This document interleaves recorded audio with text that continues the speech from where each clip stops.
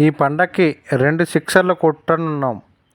గత తప్పులను సరిదిద్దుకొని మళ్లీ ఓ భారీ విజయంతో కమ్బ్యాక్ ఇవ్వాల్సిన పరిస్థితిలో గేమ్ చేంజర్ చిత్రాన్ని చేశానని, దీంతో తప్పకుండా తన సంస్థకు పూర్వ వైభవం వస్తుందని ప్రముఖ నిర్మాత టీఎఫ్డీసీ చైర్మన్ దిల్ రాజు అన్నారు. ఈ సంక్రాంతికి తన సంస్థ నుంచి వస్తున్న మరో సినిమా సంక్రాంతికి వస్తున్నాం పైన పూర్తి నమ్మకంతో ఉన్నట్లు చెప్పారు.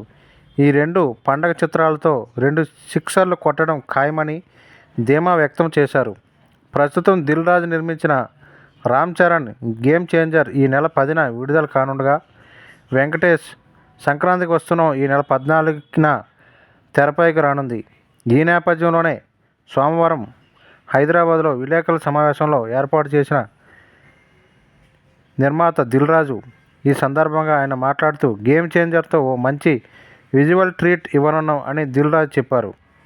సినిమా టికెట్ ధరల పెంపు అంశంపై త్వరలో తెలంగాణ సీఎం రేవంత్ రెడ్డిని కలిసి చర్చించనున్నట్లు టీఎఫ్డీసీ చైర్మన్ నిర్మాత దిల్ రాజు తెలిపారు. అయితే ఈ విషయంలో తుది నిర్ణయం ప్రభుత్వానిదే అని, వారి నుంచి ఎలాంటి సమాధానం వచ్చినా తీసుకోవడానికి సిద్ధంగా ఉన్నామన్నారు.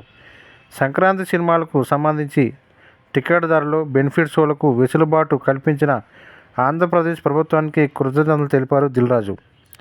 అయితే ఇటీవల రాజమండ్రిలో జరిగిన గేమ్ చేంజర్ వేడుకను వీక్షించి ఇళ్లకు తిరిగి వెళ్తూ 2 యువకులు రోడ్డు ప్రమాదంలో మరణించిన సంగతి తెలిసిందే.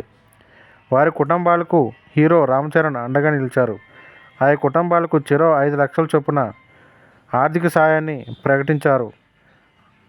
ఆయనతో పాటు నిర్మాత దిల్ రాజు కూడా మృతుల కుటుంబాలకు చెరో 5 లక్షల సాయం అందివ్వనున్నట్లు ప్రకటించారు.